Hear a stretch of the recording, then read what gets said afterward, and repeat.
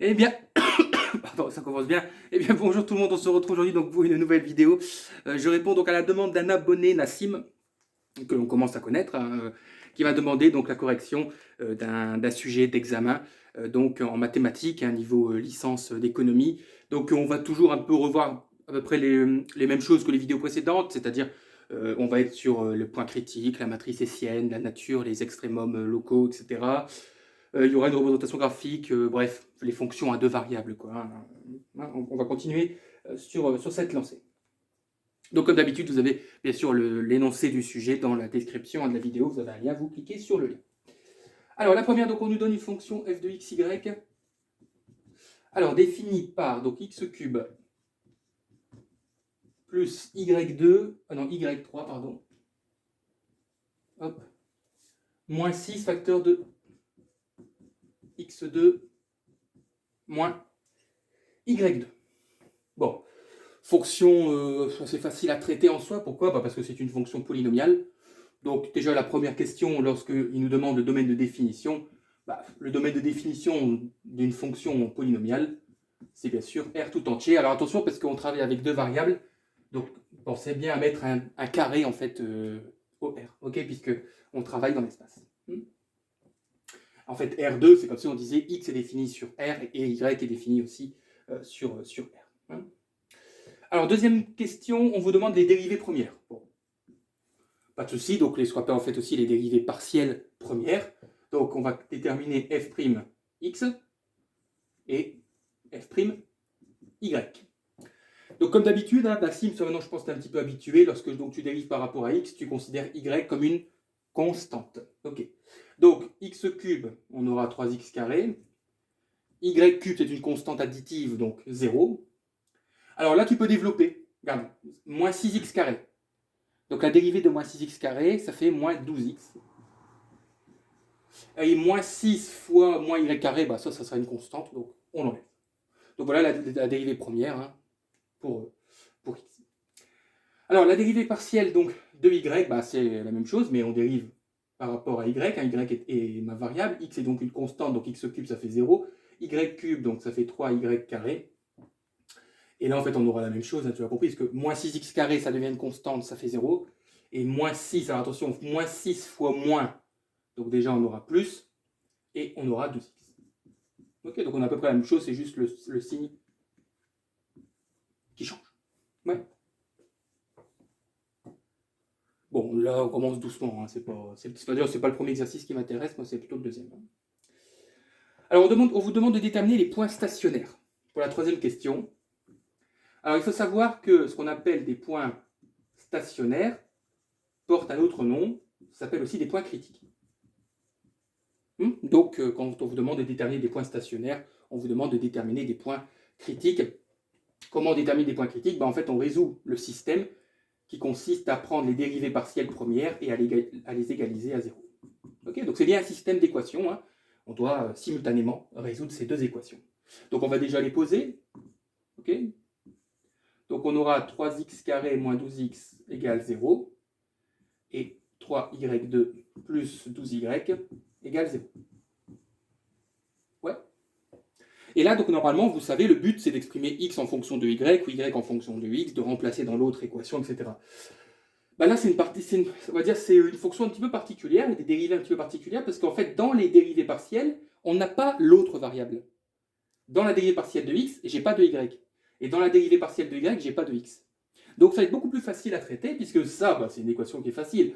Alors, 3x carré moins 12x égale 0, vous pouvez passer par le discriminant, le delta, si vous voulez. Moi, je pense qu'on peut par exemple factoriser par x. On peut dire que ça fait x facteur de 3x moins 12 égale 0. Même chose ici, on va factoriser par y. Donc y facteur de 3y plus 12 égale 0. OK? Et donc on rappelle qu'un produit de facteurs est nul si au moins l'un des deux est nul. Donc on a x égale 0 ou 3x moins 12 égale 0. OK? Donc ça fait x égale 4. Vous êtes d'accord avec moi? Donc là, on a déjà deux valeurs de x. Hop. Et là, pareil, donc on aura y égale 0. Hop. Ou 3y plus 12 égale 0. Et ça nous fera y égale moins 4. Bien. Et là, la question, c'est de savoir, bah oui, mais ok, mais alors ça me fait combien de points critiques en tout, ça? Est-ce que le x qui vaut 0, est-ce que je dois le mettre avec le y égale 0? Est-ce que le x qui est égal à 4, est-ce que je dois le mettre avec le y qui est égal à moins 4? Est-ce que je dois mettre... Comment je fais? Bah, en fait, il faut faire toutes les combinaisons possibles. Eh oui, ça veut dire en fait que vous avez 4 points critiques. Vous avez le x qui vaut 0 avec le y qui vaut 0. Vous avez le x0 avec le y qui vaut moins 4. Vous avez le x qui vaut 4 avec le y qui vaut 0. Et vous avez le x qui vaut 4 et le y qui vaut moins 4. Toutes les combinaisons possibles. 4 points critiques. Ça fait beaucoup. Ça va pour ça? Non, Nassim, je pense que ça. Je pense que dans les exercices de micro que tu m'avais envoyés, on avait déjà vu un petit peu ça. Peut-être pas de cette manière-là, mais bon. On commence à être habitué à cette histoire de points critiques. Je crois que j'en suis peut-être à ma 5e vidéo où je parle de points critiques. Je vous dis, moi, c'est l'exercice 2 qui m'intéresse. Alors, on te demande la matrice hessienne. Alors, je vais effacer ce qui est en noir ici, la troisième question. Je vais garder quand même les points critiques en bas à gauche, là. Hop. Voilà, ça c'est fait. On n'en parle plus. Alors, la matrice hessienne. Déjà, quel drôle de nom, non? Donc, c'est la question 4. Attendez, je réfléchis. Bon, après, c'est quoi? La nature des points critiques. Ok, donc je vais la faire ici. Donc, question 4. Alors, pour avoir la matrice hessienne, il te faut les dérivées secondes. Là, tu as les dérivées premières. Il va falloir dériver encore une deuxième fois. Donc, ce qu'on va devoir déterminer, c'est f seconde de x. Ça consiste en quoi, Nassim, f seconde de x? Eh bien, en fait, tu prends ta dérivée de f' de x et tu la redérives par rapport à x. Tu dérives une deuxième fois. Ça, c'est du programme de lycée. Tu sais, au lycée, pour étudier la convexité d'une fonction, on avait besoin de sa dérivée seconde. Donc, tu redérives ça, toujours par rapport à x. Donc, ça fait, on est d'accord, 6x moins 12. Tu fais la même chose, évidemment, pour y. Donc, tu auras 6y plus 12. Mais attention, Nassim, tu n'as pas seulement 2 dérivées secondes. Il y en a 4, mais en réalité, il y en a 3 parce que les 2 autres, en fait, elles sont égales. Voilà. C'est qu'on a aussi ce qu'on appelle les dérivées secondes croisées. C'est-à-dire, c'est, en gros, la dérivée seconde de x par rapport à y. Bon, je me comprends. Je m'exprime simplement. Ne t'embête pas avec la technicité des expressions, on s'en fout. Je vais juste te donner l'idée, tu vas la comprendre. L'idée, c'est que tu prends ta dérivée de x, mais tu la dérives par rapport à y. Ça veut dire que tu prends ces dérivées, mais la variable, c'est y. Alors, qu'est-ce que tu me dis? Tu vas me dire, x c'est donc quoi? Quel est le rôle là? Quelle est la fonction de x? C'est une constante, Nassim.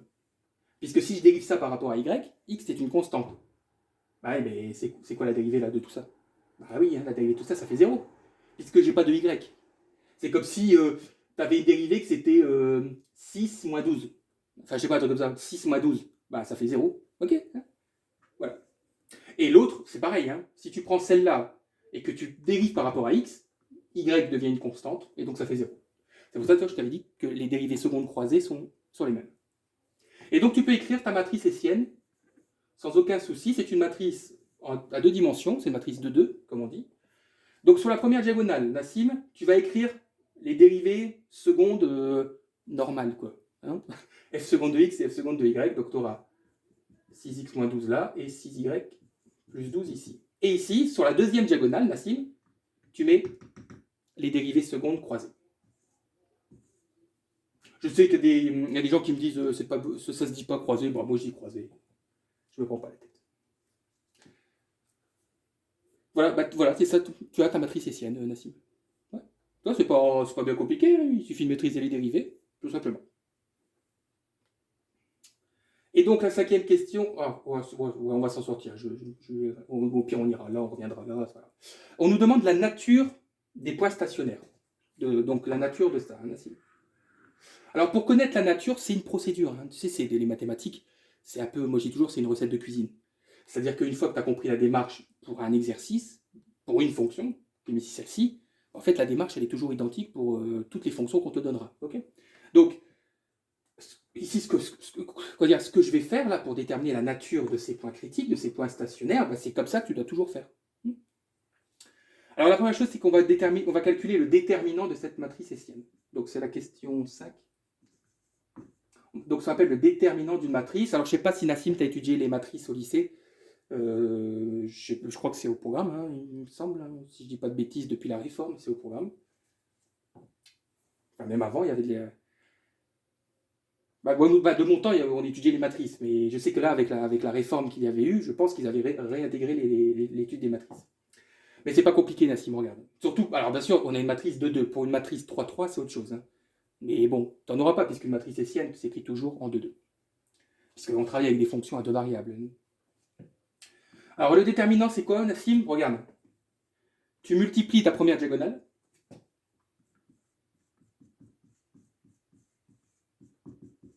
Ouais. Moins, mais t'inquiète pas, j'aurais pas besoin de l'écrire parce que tu vas comprendre. Moins. Attends, je vais mettre en rouge. Bon, je suis pas gaucher. Ouais, même, je suis pas gaucher, mais j'arrive même pas à un trait droit. Voilà. Moins. Et tu multiplies la deuxième. Mais tu as compris que 0 fois 0, ça fait 0. Voilà.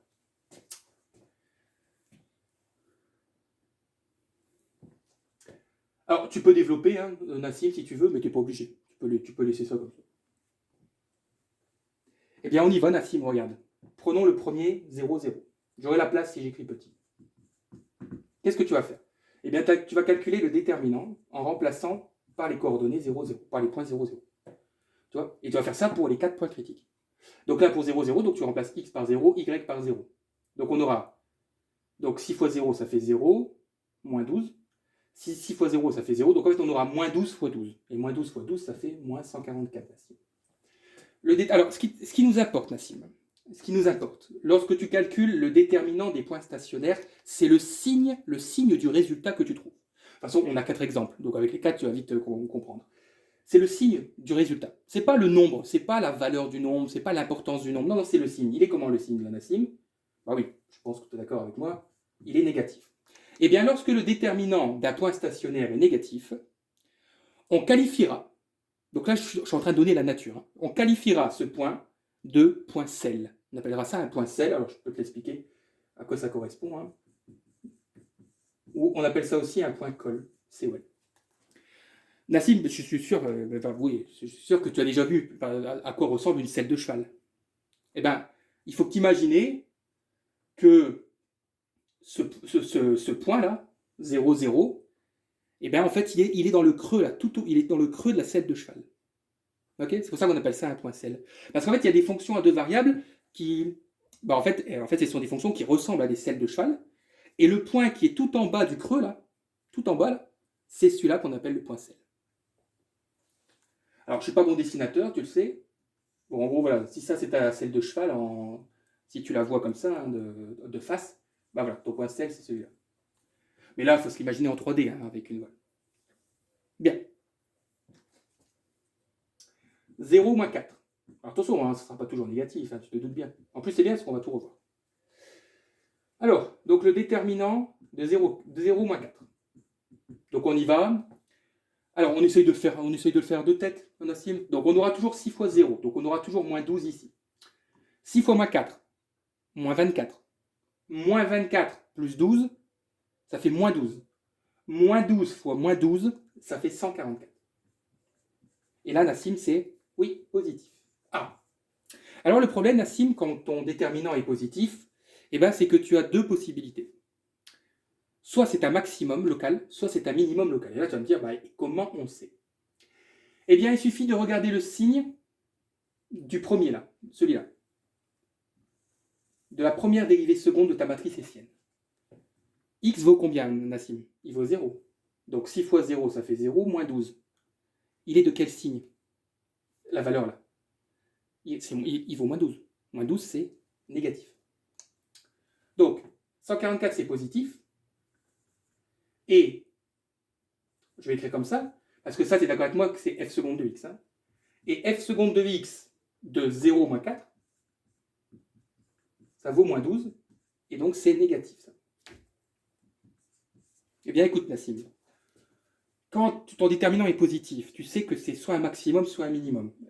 Et bien maintenant, ce qu'il faut regarder, c'est le signe de ça. Comme c'est négatif, on aura un maximum local.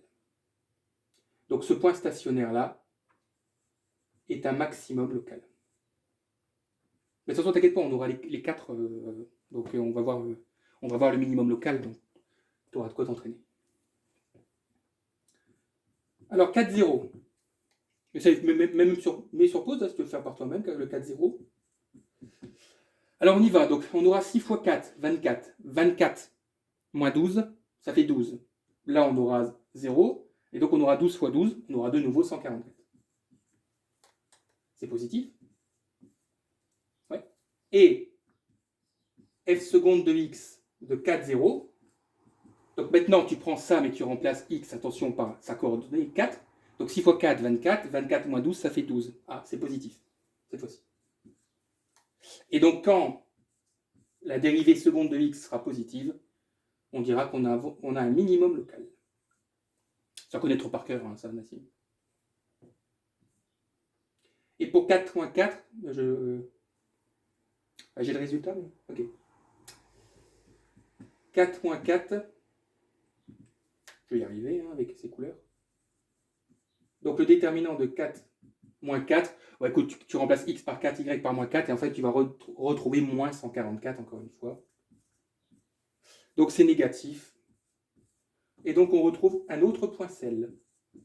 Alors j'ai pas fait la représentation graphique de la fonction, mais ça serait intéressant de la faire parce qu'il y a 2 points celle, déjà. Donc ça doit être une drôle graphiquement, ça doit être une drôle de... Il faudrait que je vois sur GeoGebra, je pense je pourrais la représenter, ce serait marrant. Je vais peut-être essayer de le faire avant de poster, je la mettrai en description, je mettrai le lien. Je ferai une photo. Parce que je suis curieux, j'ai pas été voir la représentation graphique, mais je suis curieux. 2 points cell, un maximum local. Attention, alors Nassim, s'il te plaît. De toute façon, on va le voir dans l'exercice, les globaux, c'est autre chose. Ce sont bien des maximums et des minimums locaux. Hein. Ça veut dire, c'est un maximum et un minimum au cours de la fonction, mais pas au niveau des extrémités de la fonction. Attention. Bien.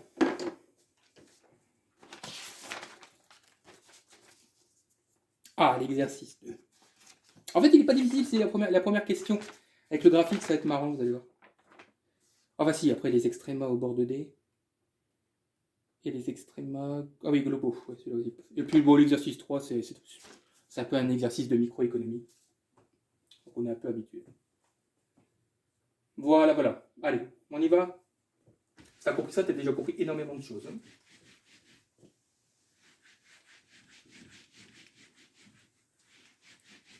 Voilà.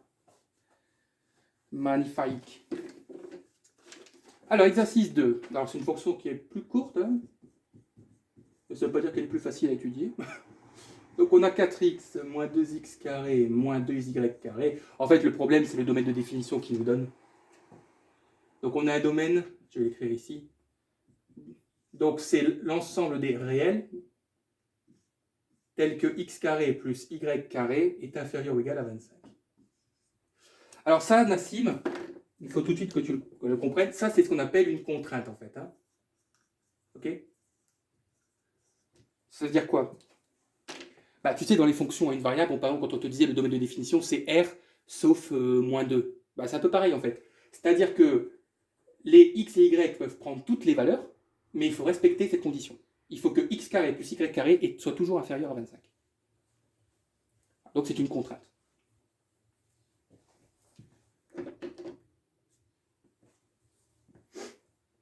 Alors, la première chose que je vais faire, Nassim, c'est que je vais faire une représentation graphique de la fonction compte tenu de cette contrainte. Alors, regarde.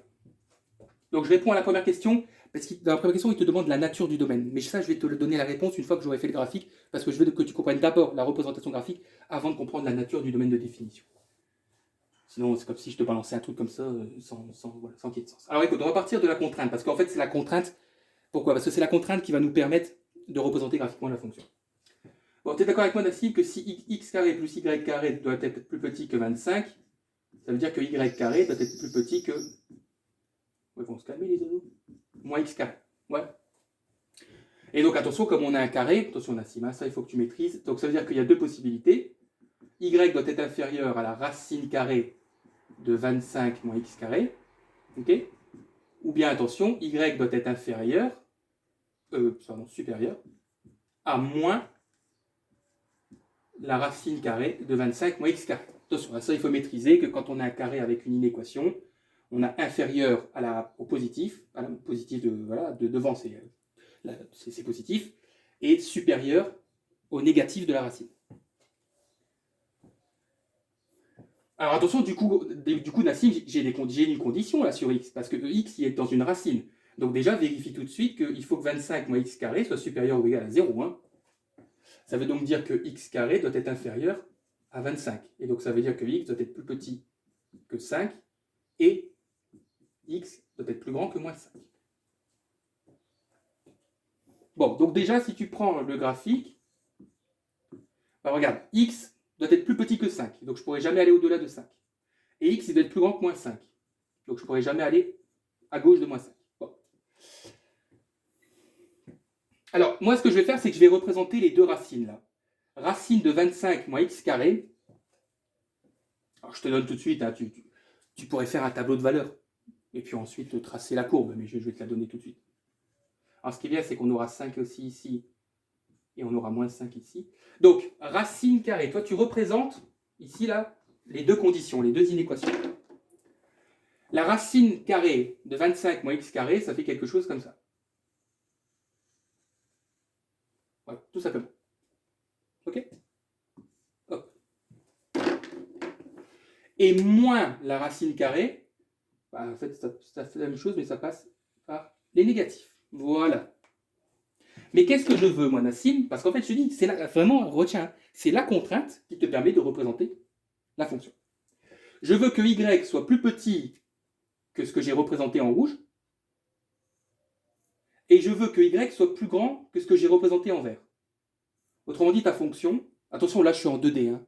Non, mais il faut que tu t'imagines qu'il y a un troisième axe, et donc on est en 3D, mais je pense que tu as déjà compris à quoi va ressembler la fonction. Alors Nassim, à quoi ressemble la fonction? Eh bien oui, en fait, c'est une boule. Si tu faisais en 3D, ça ressemblerait à un ballon de football, tout simplement. Ouais, voilà. Ça, c'est la représentation graphique. Du coup, je peux donner la nature du domaine. Alors, il y a plusieurs manières de dire. On est d'accord, j'ai tapé Maxime. Nassim, enfin, je m'adresse à tout le monde, hein, que tout est fermé là, ici. Tu es d'accord avec moi que si tu as un ballon de football, la fonction, elle est fermée, elle ne sort pas, elle n'est pas illimitée. Ouais. Bah, déjà, la première chose qu'on peut dire, c'est que D est fermé. Mais du coup, tu comprends aussi que si c'est une boule, comme je viens de le dire, la fonction, elle ne peut pas déborder. Et donc, on dira que D est aussi borné. Ok? Donc, elle est fermée, et puis elle est bornée.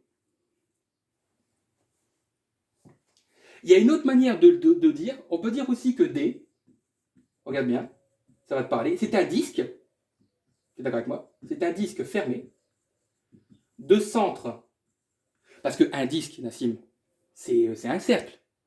Donc, il a un centre, et il a aussi un rayon, ou un diamètre. C'est un cercle. Hein, ok, comme on l'étudie au collège, les rayons, les diamètres, etc. Donc on peut dire que D est un disque fermé, ça on est d'accord. De centre, alors quel est le centre ici? Ben, c'est facile, on est 5 moins 5, 5 moins 5. Donc on est de centre 0, 0. Ben, le centre il est en plein milieu. Quoi.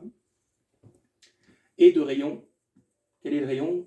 Attention, ne te trompe pas avec le diamètre. Voilà, le rayon, hop, et de rayon 5. Voilà, c'est une autre manière de le dire, Nassim.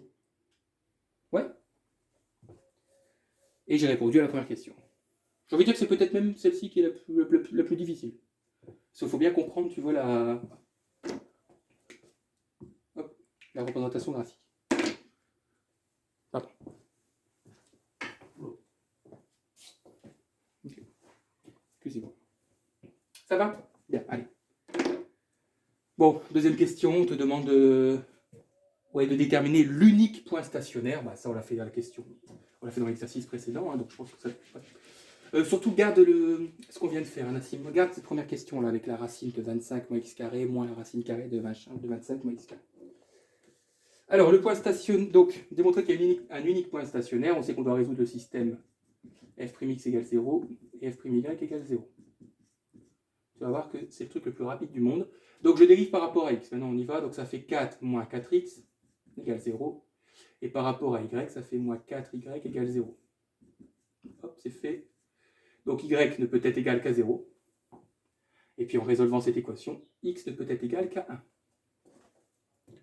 Et donc, voilà, tu as ton point stationnaire de coordonnées, enfin, 1, 0. Oui, de coordonnées à 0. Attention, on nous demande de vérifier que ce point stationnaire respecte la contrainte. Oui, 1 au carré plus 0 au carré, c'est bien plus petit que 25. Hein. On ne peut pas faire plus simple. Hein. Donc ce point stationnaire, je ne sais pas, au notolon A, il appartient bien au domaine de définition. Là, c'est mes notations. Hein. Peut-être que ton prof a d'autres notations, mais voilà. C'est pas très important.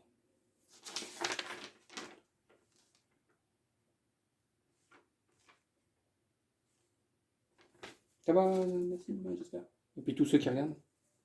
Alors, toi, une question, on te demande de donner la nature de ce point stationnaire. Ça, c'est l'exercice précédent, on l'avait fait. Pour déterminer la nature du point stationnaire, on a besoin de quoi d'abord? De la matrice hessienne. Et donc, nous avons besoin des dérivées secondes.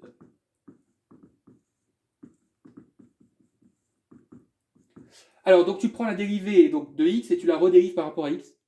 Voilà, ça fait moins 4. Là, tu prends ça, tu redérives par rapport à y, ça fait moins 4.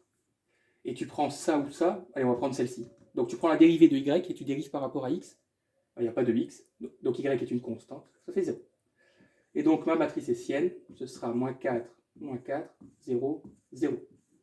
On calcule son déterminant.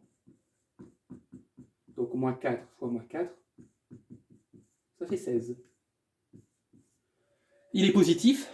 Donc, qu'est-ce que j'avais dit, Nassim, quand le déterminant était positif? Ici, le déterminant de 1, 0, comment dire? Le déterminant, tu comprends, là, dans cet exercice, il ne dépend pas de x et de y. C'est un réel tout de suite. Donc là, tu n'as même pas à t'embêter à remplacer par 1, 0, puisqu'il vaut 16. Donc, il est positif. Et on a dit qu'on devait regarder le signe de ça. Donc, f seconde de x vaut moins 4. Et ça, c'est négatif. Et j'avais dit quoi quand le déterminant était positif et la dérivée seconde de x négative, nous avons un maximum local. Et c'est pour ça que dans la suite de l'exercice, on va voir si c'est aussi un maximum global. Et là, il faudra s'accrocher. Ok? Voilà. Donc ça, on est sûr que le point stationnaire est un maximum local sans problème.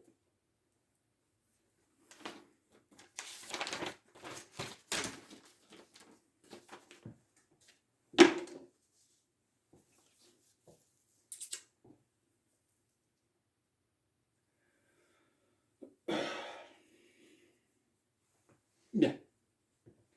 Alors, c'est la question donc 4 et 5, hein, la question les plus difficiles donc, de tout l'examen, d'ailleurs, je dirais. Enfin, non, c'est pas un examen d'ailleurs que tu m'as envoyé. Non, c'est une série d'exercices. Enfin bon, ça peut être des exercices type examen. Parce que hier, j'ai corrigé un examen. Alors, on te demande, est-ce qu'il y a des extrémas au bord de D? Au bord de D, tu reprends ta boule. Et en fait, c'est sur les contours, si tu préfères. Tu vois, tu as ta boule, tu as ton ballon de football, et tu veux savoir s'il y a des extrémums sur les contours de ce ballon de football. Ouais. Alors, tu vas reprendre tes contraintes. Là. Tu te souviens, on avait dit, Nassim, que donc on avait dit y inférieur donc à la racine carrée de 25 moins x carré, et on avait dit y supérieur à moins la racine carrée de 25 moins x carré. Bien. Tu suis cette procédure, Nassim. Ok. Encore une fois, c'est une procédure. Tu vas définir deux fonctions. Une fonction g de x qui sera définie par f de x. Donc x, il ne va pas bouger, mais y, écoute bien, y, on va le remplacer par ça, par la contrainte, là, par la première. Donc racine de 25 moins x carré. Ne t'effraie pas, ce n'est pas un calcul très compliqué, on va le faire, regarde. Donc les x, tu n'y touches pas, hein, donc ça fait toujours 4x moins 2x carré. Moins 2 fois, et y, tu le remplaces par la racine. Voilà, attention, tu n'oublies pas le carré. D'ailleurs, ça nous arrange parce que la racine va disparaître.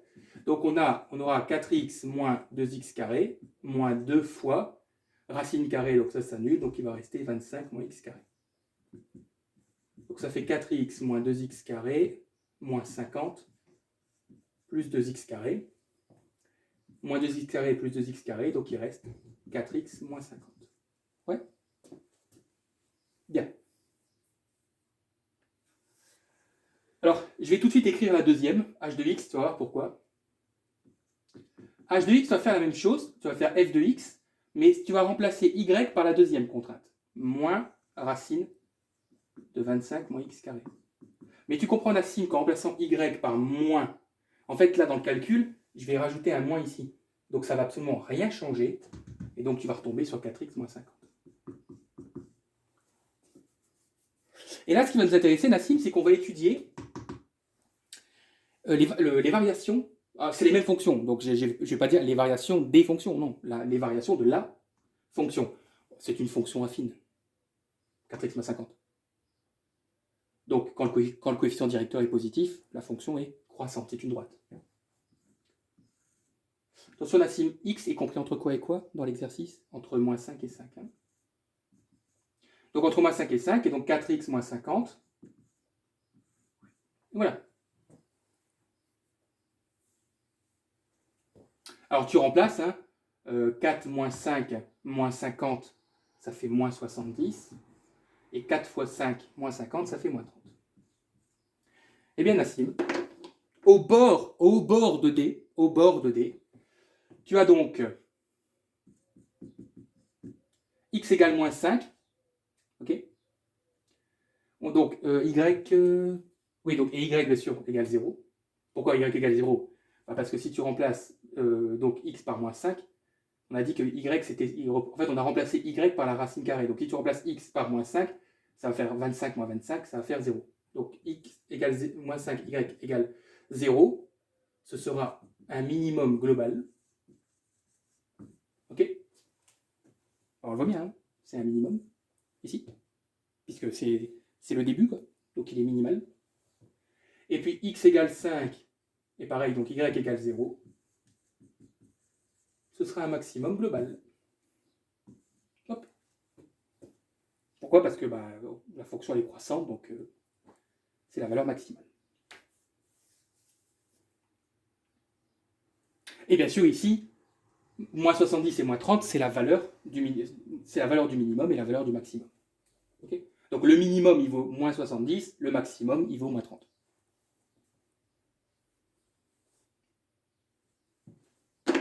Tu peux aussi en fait, l'écrire comme ça. Hein. F de moins 5, 0, ça fait moins 70. Et F de 5, 0, ça fait moins 30. Voilà. Ça, c'est mon minimum global, et ça, c'est mon maximum global. Donc là, tu as les coordonnées, Nassim, x égale moins 5, 1, et là, moins 70 et moins 30, c'est la valeur du maximum. Okay,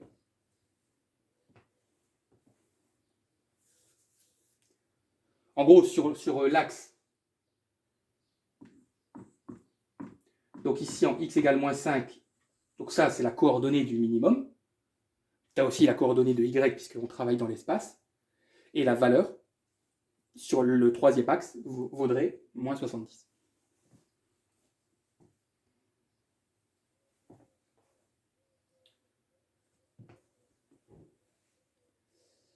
Voilà, Nassim. Je ne sais pas si vous avez trouvé ça compliqué, hein, pour tous ceux qui regardent, mais bon, ça va.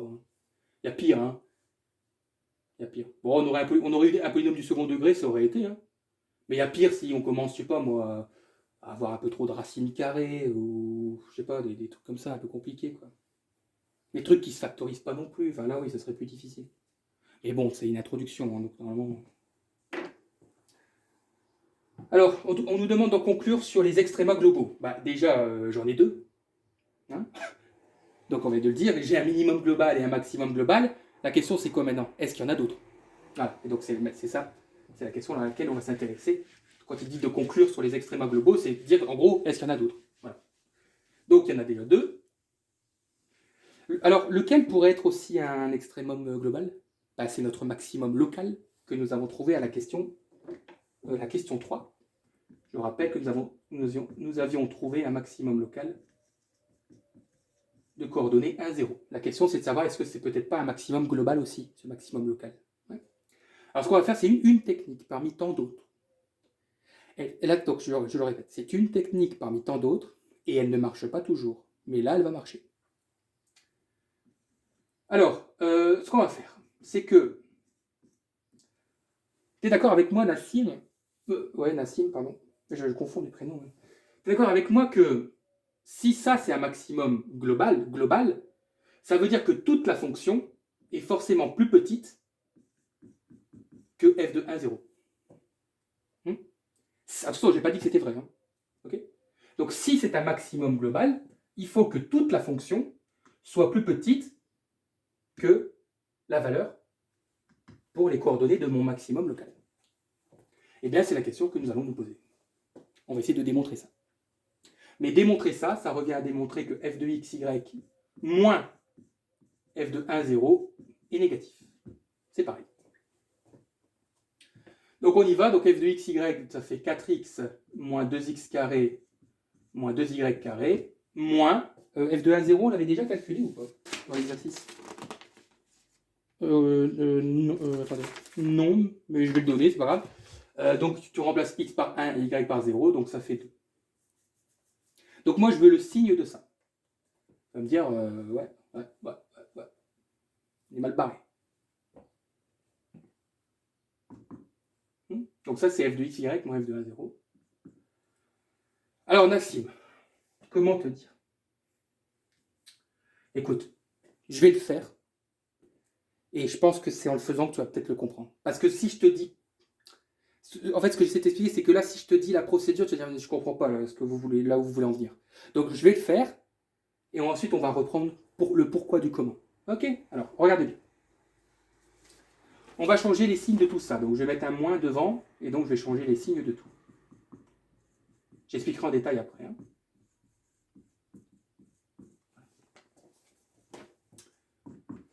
On a 2x carré. Ah oui, j'avais dit que j'allais... Oui. Ah, j'ai dit que je me taisais.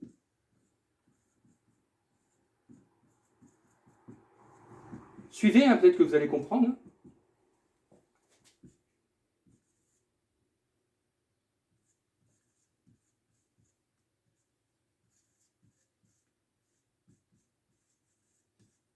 Voilà.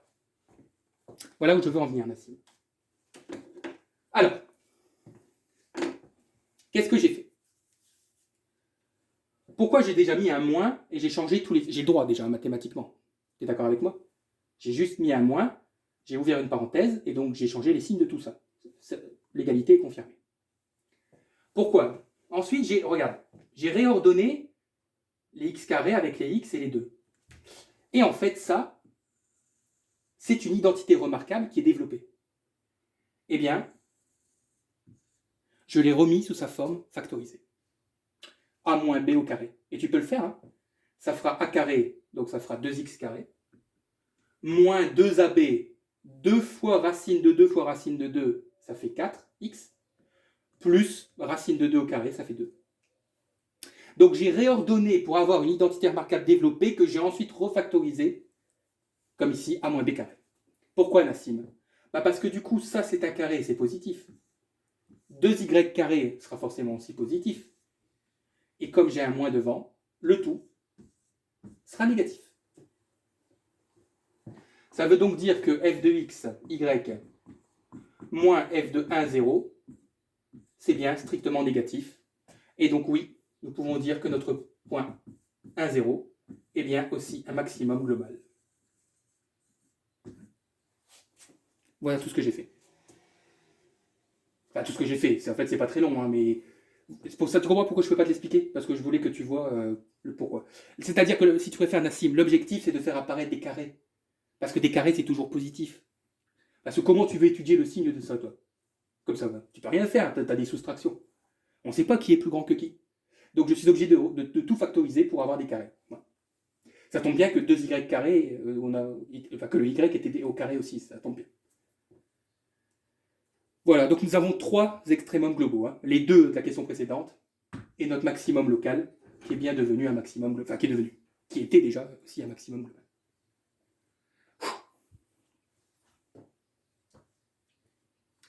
Pas facile, hein? Pas facile, pas facile.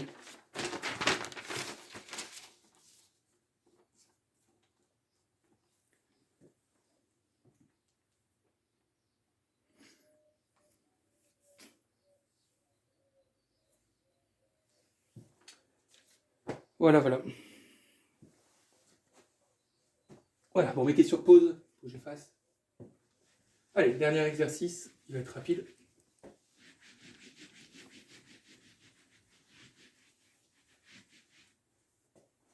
Bon, je vous laisse lire l'énoncé, blablabla, je vous note juste les fonctions. L'exercice, on vous donne donc une fonction de coût, c'est de xy. Donc c'est x carré plus 3xy plus 3y carré. On vous donne le prix du bien x qui vaut 195, le prix du bien y qui vaut 360. Et on vous demande de déterminer les quantités de x et de y qui maximisent le profit. Enfin, c'est pas un exercice compliqué. Hein. Et on vous demande de justifier, bien sûr, que c'est un maximum. Parce que c'est pas tout.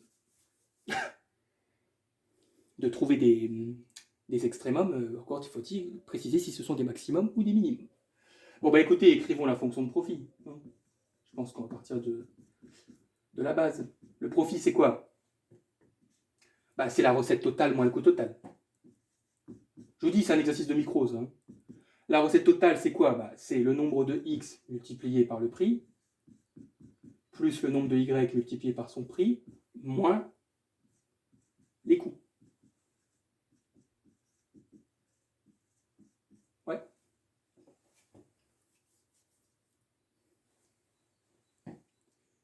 Alors là, j'utilise pas le Lagrangien, parce que j'ai pas la contrainte. Il me manque une chose, c'est le revenu. Et j'ai pas le revenu. Donc c'est pour ça qu'on va devoir passer par la méthode des points stationnaires, hein, tout simplement. Donc écoutez, donc on va avoir 195x plus 360y moins x carré moins 3xy moins 3y carré, et rien ne se simplifie. Eh bien écoutez, c'est quoi les points critiques, ça sert à quoi? Bah, déjà, c'est de trouver, de dire que c'est des points critiques, mais ensuite, avec la matrice hessienne, on peut savoir si ce sont des maximums ou des minimums. Donc, déjà, les quantités de x et de y qui vont maximiser le profit, ces quantités-là, c'est le point critique, en fait, c'est le point stationnaire. Oui. Il faudra juste s'assurer que ce point stationnaire est bien un maximum. Vous comprenez? Voilà, tout simplement. Donc, en fait, on va résoudre le système comme on l'a déjà fait à plusieurs reprises. Donc, on cherche les points critiques. Donc, on va dériver le profit donc, par rapport à x égale 0. On va dériver le profit par rapport à y égale 0. Alors, c'est une autre manière de noter. Hein. Vous pouvez noter pi' de x. Hein. Nassim, si tu préfères écrire comme ça, à ta guise. Hein. Mais n'oublie pas que cette écriture-là est aussi correcte. Bon, là, on va avoir un sacré système. Donc, on y va. 195, ça disparaît. Moins 2x, moins 3y égale 0. Et on aura 360 moins 3x moins 6y égale 0. Donc là, effectivement, on a un système où on va devoir substituer. Hein. Écoutez, prenons la deuxième, et puis on va exprimer y en fonction de x, pour remplacer ensuite dans la première. Donc on aura moins 6y égale moins 360 plus 3x. Hein, je vais passer les choses à droite, à gauche. Le but, c'est d'isoler y. Et donc y, vous divisez tout par moins 6. Mais ça tombe bien parce que ça tombe, voilà. Donc on aura 60 moins 0,5x.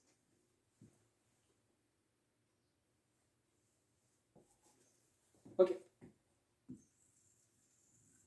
Et ce y là, donc je vais le remplacer dans ma première équation. Donc j'aurai 195 moins 2x moins 3 fois 60 moins 0,5x égale 0. Je vous fais confiance pour la résolution de cette toute petite équation du premier degré, niveau première, et vous obtenez x égale 30. Et donc si x égale 30, y égale 60 moins 0,5 fois 30. Ça fait donc 60 moins 15, pardon. Ça fait 45. Ok, hein, donc le 30. J'ai été reprendre la condition de y. Voilà, vous avez votre point stationnaire, votre point critique. Donc ça, ce sont les quantités de x et de y qui maximisent le profit. Voilà, vous voyez, ça sert à ça, à un point critique. Voilà, ça permet de savoir est-ce que ça maximise, ça minimise. Maintenant, on va s'assurer que c'est bien un maximum. Et donc, comment on peut savoir la nature? On doit d'abord déterminer la matrice hessienne. Très bien. Donc, j'efface ça. Parce que j'ai besoin des dérivées premières. Et donc, on y va. Donc là, pour économiser de la place, je vais l'écrire plutôt comme ça. Donc, pour la matrice hessienne, j'ai besoin de la dérivée seconde de x, de la dérivée seconde de y et de la dérivée seconde croisée. Donc, vous prenez ça et vous redérivez par rapport à x. Ça fait moins 2. Y, moins 6. Et x par rapport à y. Donc, vous prenez ça, la première, la x, et vous dérivez par rapport à y. Donc ça, ce sont des constantes, ça fait 0, donc il reste moins 3. Et donc ma matrice hessienne, ce sera moins 2, moins 6, moins 3, moins 3. Déterminant de la matrice. Attention aux parenthèses, hein. Moins 2 fois moins 6 fois moins 3 fois moins 3. Okay. Donc ça fait 12, moins 9. Donc ça fait 3. Ah, le déterminant est positif, c'est cool. Maintenant, il suffit juste que je vérifie quoi? Là, le signe de ça, du premier, là, c'est-à-dire pi seconde de x, est négatif. Et donc c'est bien, c'est bon, on a bien un maximum local. C'est bon. Donc le point critique est bien un maximum, sans aucun problème.